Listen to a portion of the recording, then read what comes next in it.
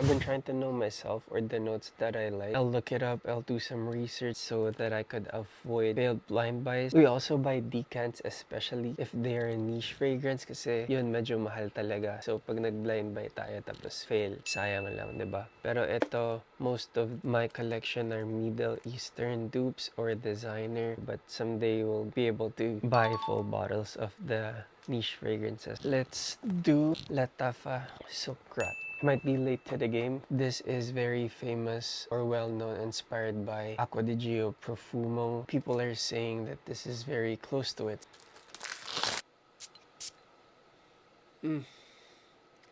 I know I'm gonna like this already. It just smells clean, fresh. I got this for like $22. Mura lang siya, halos ka-price lang siya ng mga Nautica Voyage dito eh. Fresh, aquatic, may pagka-shower fresh vibe siya. Tapos may pagka-hint of spicy na siya. As it dries down, lumalabas yung smell the lavender. You can wear this anywhere for me. Very versatile siya.